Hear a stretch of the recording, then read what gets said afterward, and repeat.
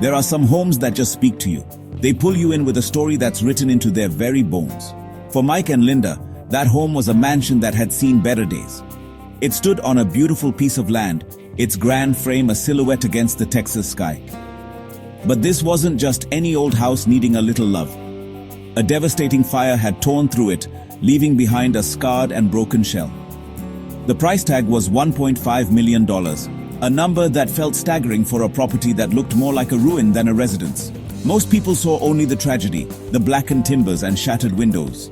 They saw a project too big, a risk too great. But where others saw destruction, Mike and Linda saw potential. They saw past the soot and the debris to the home that once was, and more importantly, to the home that could be. They had a vision, a dream of bringing this magnificent structure back to life. This wasn't just about flipping a house, it was about resurrection.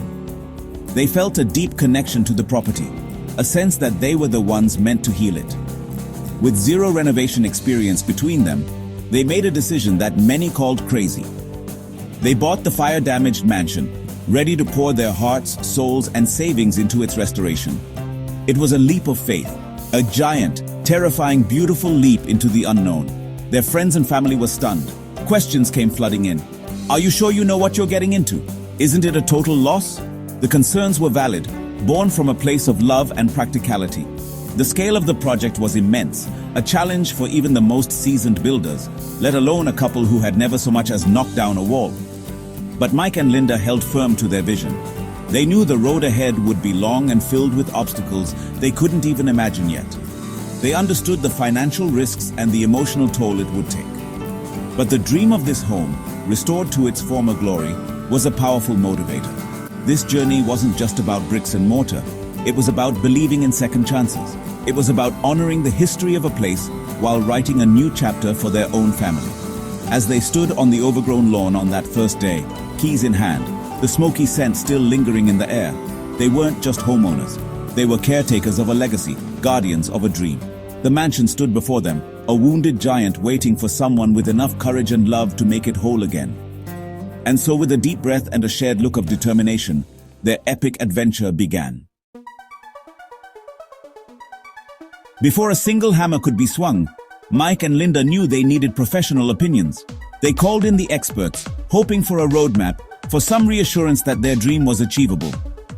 The first structural engineer arrived, his face a mask of professional seriousness as he walked the charred hallways. He tapped on walls, examined the scorched support beams, and crunched numbers on his clipboard. His final report was a gut punch. The heat from the fire, he explained, had compromised the integrity of the entire structure. His recommendation was clear and brutal.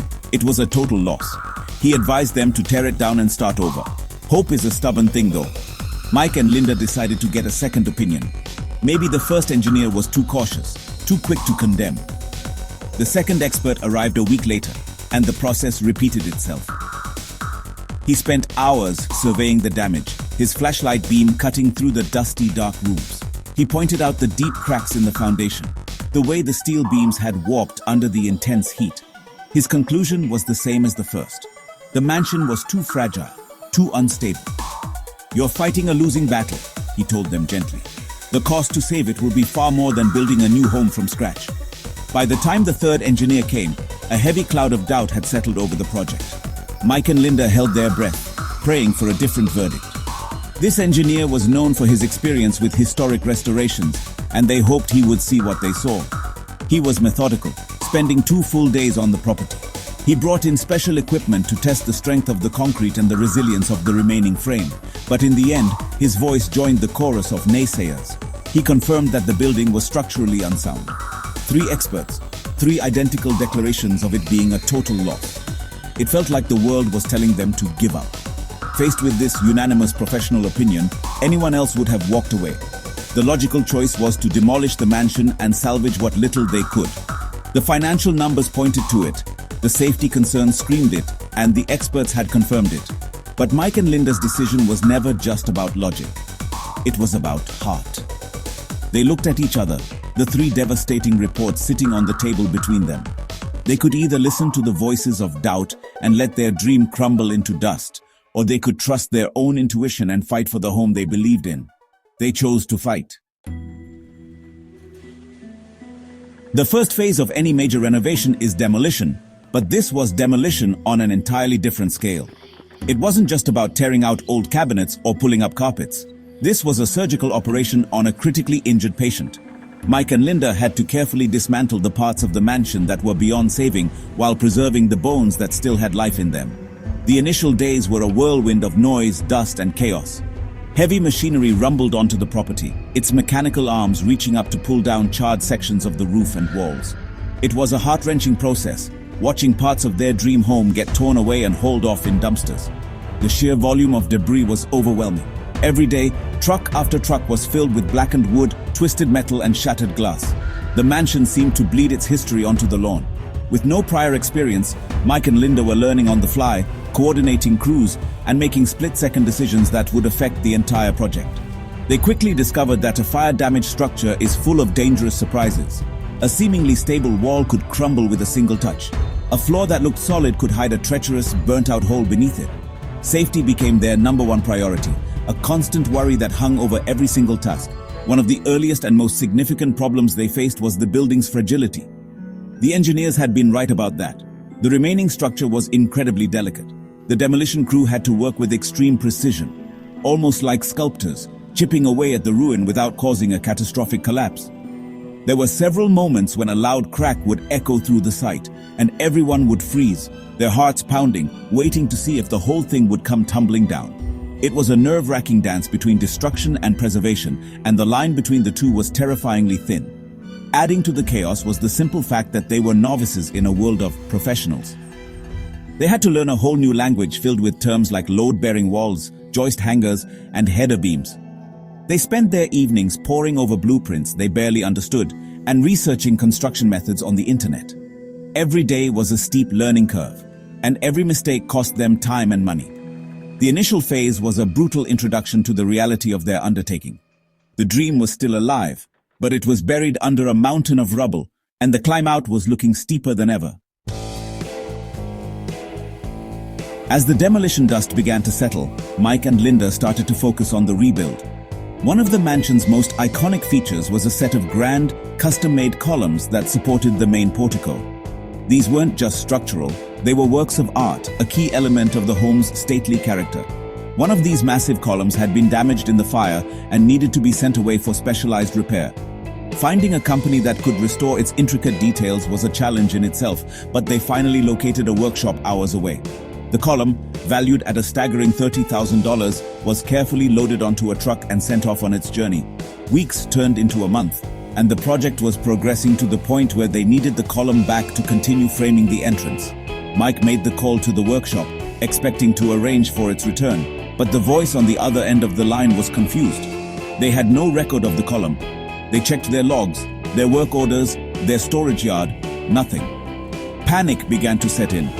A $30,000 architectural masterpiece, a crucial piece of their home's identity, had simply vanished. Mike and Linda made frantic calls to the shipping company, the workshop, and everyone in between.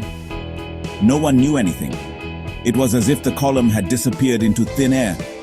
The search became an obsession, a frustrating distraction from the already overwhelming task of rebuilding.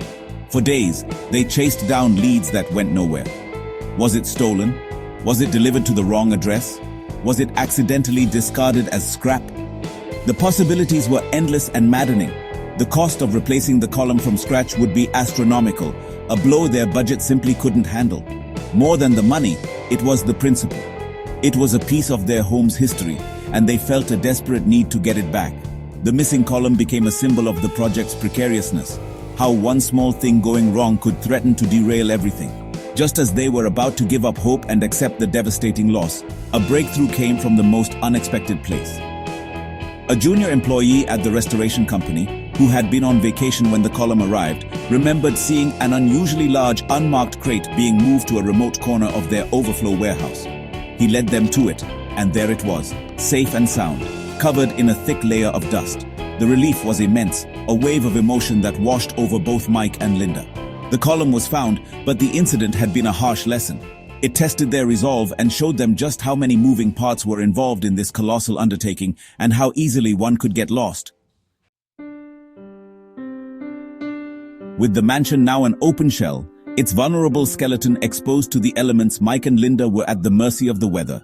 And as fate would have it, just as they were ready to start the critical phase of framing and sheathing, the skies opened up. It wasn't just a spring shower, it was a relentless, record-breaking season of rain. Day after day, the forecast was the same: grey skies and a steady downpour that turned the entire construction site into a sea of mud. Work came to a screeching halt. You can't frame a house in the rain, and you certainly can't put a roof on it. The delays were agonizing. Each morning, Mike and Linda would wake up to the sound of rain hitting the roof of their temporary rental, their hearts sinking with each drop. The construction site became a swamp. Heavy machinery got stuck in the mire, and piles of expensive lumber had to be meticulously covered with tarps to protect them from moisture and rot. The mud was everywhere, clinging to their boots, their clothes, and, honestly, even their spirits. The beautiful property they had fallen in love with now looked like a bleak and desolate bog, and the half-built frame of their future home looked like the ribs of a shipwrecked vessel. The financial pressure mounted with each rainy day. While the work had stopped, the bills had not. They were still paying for equipment rentals, insurance, and the interest on their construction loan. The crew, unable to work, had to be let go temporarily, which created another layer of stress and uncertainty. The timeline they had so carefully planned was being washed away. An 18-month project was quickly stretching towards 2 years, and they were barely halfway through. The constant weather delays were demoralizing, making them feel powerless against a force they couldn't control. There were moments of deep despair during that long, wet season. They would sit in their car looking out at the flooded site and wonder if they had made a terrible mistake. Was the universe sending them a sign? Was the mansion doomed, as the experts had predicted? But even in those dark moments, their determination didn't completely wash away. They used the downtime to plan, to research, to source materials. They learned to be patient, to adapt, and to find progress in other ways. The rain tested their resolve like nothing else had, but it also taught them a valuable lesson in perseverance. They couldn't control the weather, but they could control how they responded to it. One sunny afternoon, a rare break in the endless rain, Linda and I were finally seeing some progress on the site. The framing was going up, and for the first time in weeks, it felt like we were moving forward. Suddenly, a police car pulled up the long driveway, its blue and red lights flashing silently. An officer got out and approached us with a serious expression. My heart dropped. What could possibly be wrong now? The officer explained that a neighbor had reported us. The complaint? Apparently, we were running an illegal commercial quarry on our residential property because of all the trucks hauling away dirt and debris. The accusation was so absurd, it would have been laughable if it weren't so serious. Linda and I had to stop all work and spend the next few days dealing with city officials, showing them our permits and explaining the nature of our massive renovation project. It was a bureaucratic nightmare, another frustrating delay caused by a simple misunderstanding. While the issue was eventually resolved, the surprise visit from the police was a stark reminder that we were living and working under a microscope. Our every move was being watched, and the stress of keeping everything perfectly above board was an added weight on our already burdened shoulders. This unexpected hiccup was just one of many things contributing to the project's escalating costs. The initial budget, which had seemed so substantial, was proving to be woefully inadequate. The price of materials, especially lumber and steel, had skyrocketed since we first started. The specialized labor required for a complex restoration like this also came at a premium. Every unforeseen problem, from hidden water damage the fire had masked to the need for custom fabricated steel supports, added thousands of pounds to the bottom line. The contingency fund we had set aside was drained almost immediately. We found ourselves in a frightening financial spiral. To keep the project moving, we had to make tough choices. We sold our previous home, liquidated savings, and even considered taking on high-interest loans. The financial strain began to affect every aspect of our lives. Sleepless nights were spent staring at spreadsheets, trying to find ways to cut costs without compromising the integrity of the home. The dream of the mansion was threatening to become a financial nightmare, forcing us to constantly ask ourselves, how much is too much? When do we stop pouring money into this beautiful broken house? It was a constant battle between our vision and our bank account. Just when our spirits and our finances were at their lowest point, the old mansion decided to reveal some of its secrets. During the careful demolition of a smoke-damaged library, a worker noticed that a section of the wall behind a large built-in bookshelf sounded hollow. Curiosity piqued. They carefully pried away the plaster and lathe. Behind it, they discovered a small hidden room we never knew existed. It was a secret study, completely untouched by the fire. It was like opening a time capsule. The room was dusty but perfectly preserved, with a leather armchair, a small writing desk, and shelves filled with old books. This discovery was more than just a novelty, it was a turning point. As we explored the secret room, we found a small locked chest tucked away under the desk. With trembling hands, we managed to pry it open. Inside, it wasn't gold or jewels, but something far more valuable to us.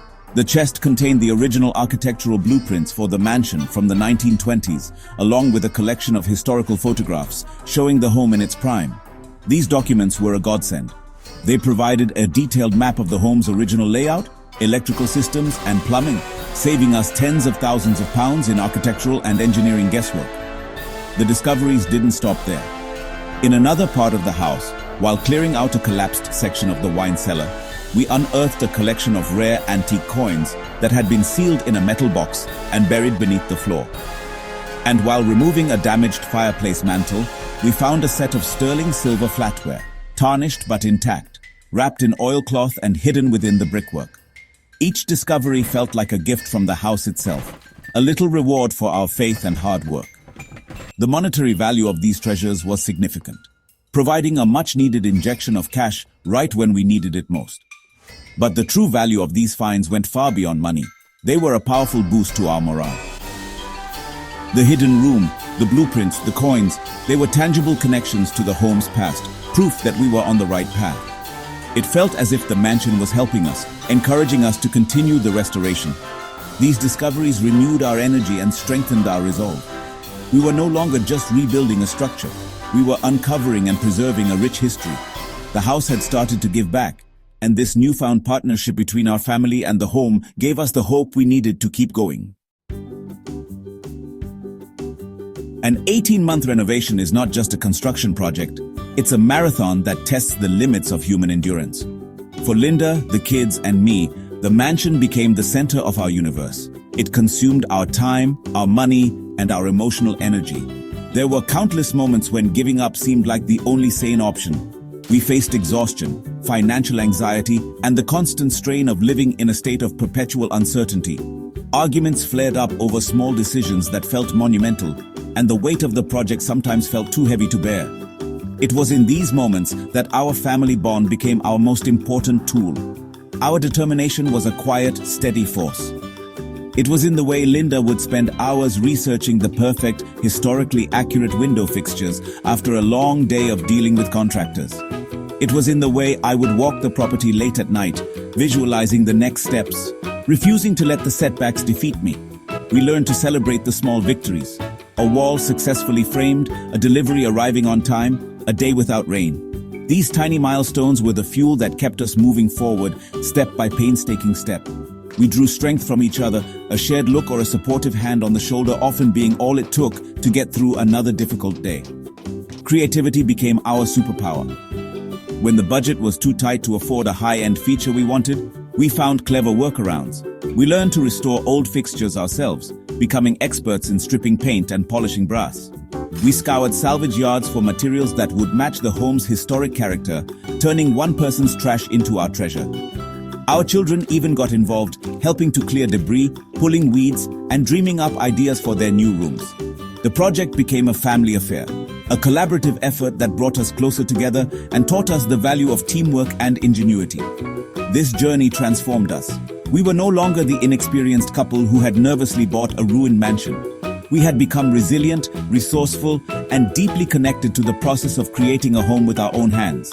We learned that the true heart of a home isn't in its perfect walls or expensive finishes, but in the love, sweat, and tears that are poured into it. The mansion was being rebuilt, but so were we. We were building more than just a house. We were building a testament to our own strength, a legacy of perseverance that would be forever etched into the foundation of our family's story. As the 18-month mark approaches on this cool September day, the mansion stands as a symbol of both struggle and triumph. The roof is on, The windows are in, and the grand columns, including the one that went missing, are proudly in place. From the outside, the glory is returning. But inside, the work is far from over. Wires hang from the ceilings, walls are still open, and the floors are a patchwork of subflooring and concrete. The finish line is in sight, but it's still a distant shimmer on the horizon. The question that has lingered from the very beginning still hangs in the air. Will we truly be able to finish it? The financial and emotional toll has been immense. Our journey has been a relentless climb, a story of overcoming impossible odds. We battled the skepticism of experts, the fury of Mother Nature, the frustration of logistical nightmares, and the constant crushing weight of a budget spiraling out of control. We faced moments of utter despair, where the dream felt more like a curse. But we never gave up. We held on to our vision with a tenacity that defied logic, fueled by the secret treasures the house offered up and the unbreakable spirit of our family. The mansion is not yet a home, but it is no longer a ruin. It is a work in progress, a beacon of hope. So, is the mansion doomed, or is it destined for glory? The answer perhaps doesn't lie in the final coat of paint or the perfectly polished floors. The true success of this project is already evident. It's in the lessons Linda and I have learned about ourselves and about the nature of resilience. We have shown that courage isn't the absence of fear, but the decision to move forward in spite of it. We have proven that a dream, when held with enough conviction and nurtured with enough hard work, can withstand almost any storm. This story is a powerful reminder for all of us. It teaches us that the most rewarding journeys are often the most difficult. It shows us that beauty can be found in the broken, and that with enough love and determination, what was once ash can rise again. Whether it takes another 6 months or another 2 years, Linda and I have already achieved the most important part of our goal. We have built a legacy. Our story will forever be a part of this home's grand history, a testament to the extraordinary things that can happen when you refuse to let a dream die and have the courage to rebuild piece by piece from the ground up.